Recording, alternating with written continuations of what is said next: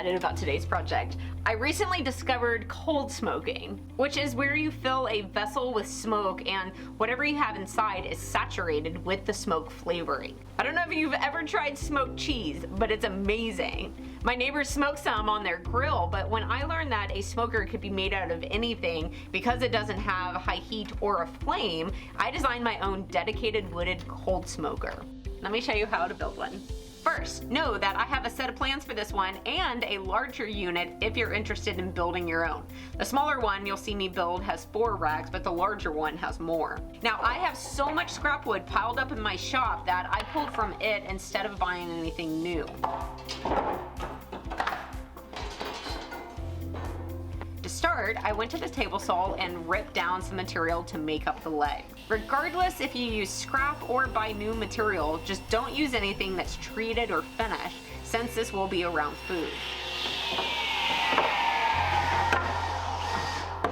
I made 2 sets of legs by using a cross piece to join 2 legs to each other. On all of these joints, I pre-drilled first to prevent splitting. Next, I laid out marks for where I wanted my shells on the inside of the legs. These will be what the racks rest on. I again went to my scrap bin to find something suitable, then chopped them to size before attaching. To attach, I used a little bit of DAP's Weldwood wood glue, then my 18 gauge brad nailer.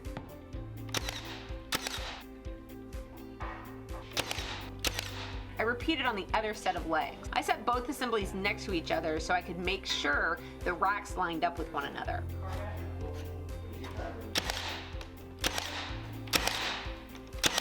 Next is to flip the assemblies 180, but it's important to keep them situated so that the racks stay aligned to one another.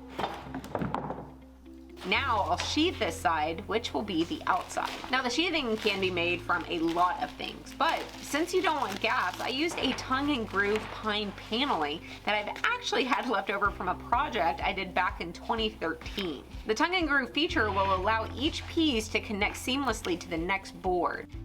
Since I have a lot of the same length needed in this next step, I set up a stop block at the miter saw, then made sure to hold the length of board in between this stop and the blade, as this is the point that could kick back at you.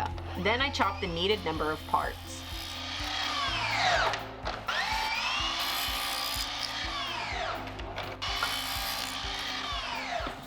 I took these over to my workbench with my leg assemblies and started attaching them. Again, I'm using a little bit of wood glue on each one, then throwing in some brads to hold it while it dries.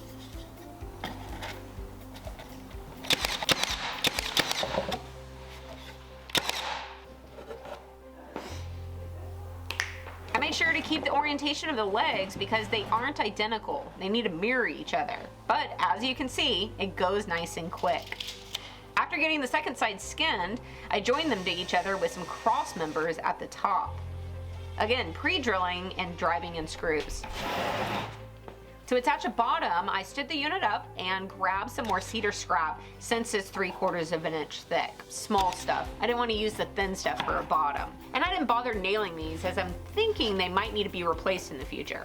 Next, I laid it back down and started making a back. This is also made from that tongue and groove paneling, and I just laid the boards out starting on one side and worked my way over. Once I liked the fit, I flipped it over so that I could attach some horizontal pieces that will keep all of these back boards held together. Again, using wood glue and brad nails here. Now I could flip it over and secure it in place.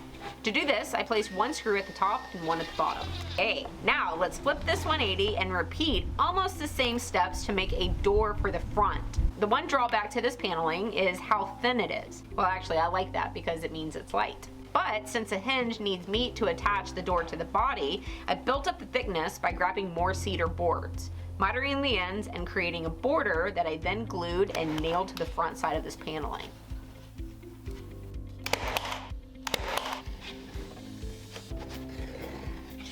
I flipped the door over on its face to put the brads in from the back side so that you won't see the holes on the front. Perfect. And now I have a door. So this will go here.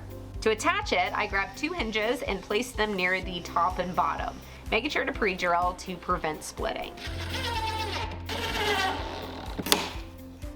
Alrighty, and that works just as it should. I will worry about a handle and keeping it shut in a few steps. For now, I'm going to build out the roof. Now the roof is made a little uniquely as it's important to have adjustable vent holes at the top of the unit.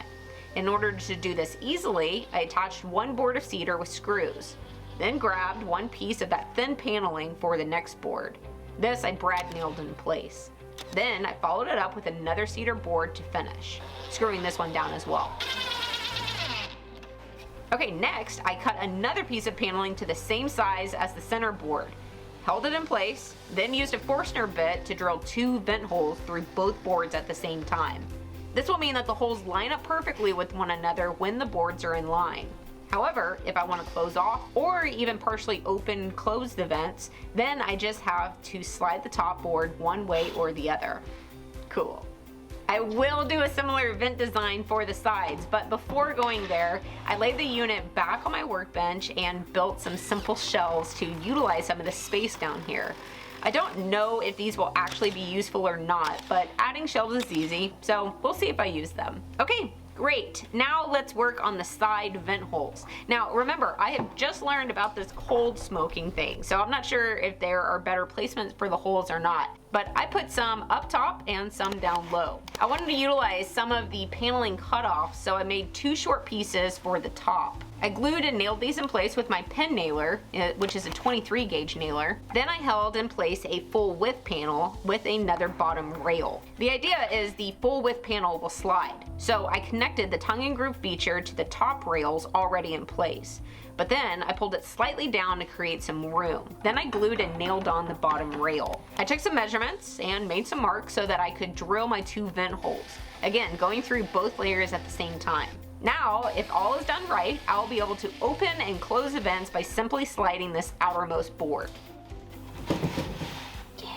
Okay, and now just some finishing touches. On the outside of the door, I put a handle.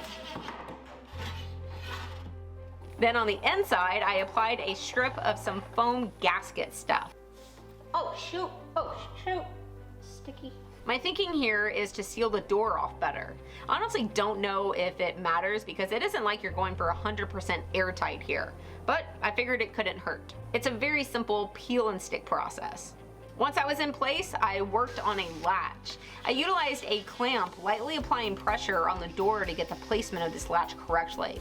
In this way, when the latch is shut, the door will be just slightly compressing that foam gasket. Cute. Okay, last step before testing it out. Let's knock out a finish. My go-to is this Wood Honey by Total Boat. This finish is not only easy to apply, as you can see I'm just wiping it on, but as the name implies, it's a good choice for anything that's gonna be around food. Then for the outside, I'm going with Total Boat's Halcyon. This is another one that's really easy to apply. I chose to use a foam brush here, but it also dries to a UV stable gloss or satin finish depending on which one you choose. If it's gonna be going outside, I do recommend using 4 coats, but don't worry, it dries so fast you can easily apply them in a single day. And I love how it provides the protection but keeps the subtle color. Okay, let's try it out. So the concept is you place a tube with some smoke pellets down here. And I went ahead and laid down a piece of steel just in case an ember falls out of this tube. You light up one end, not to where it has a flame, but it's just smoldering.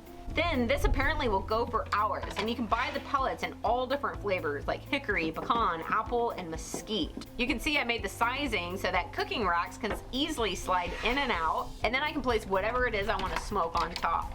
Oh, I also bought a thermometer so that I can stay in touch with how cool or hot the smoker is. For cheese, it needs to be kept around 80 to 85 degrees. And I'll tell you right now, this is a blast. I want to put everything in the smoker. The olives and okra only take about 20 minutes, and the cheese took about 2 hours. It smells great, it tastes good, and it's a very quick and easy build. I really hope that you enjoyed following along, and remember, if you want to build your own, I do have a set of plans for this one as well as a few other sizes. I'll see you on my next project.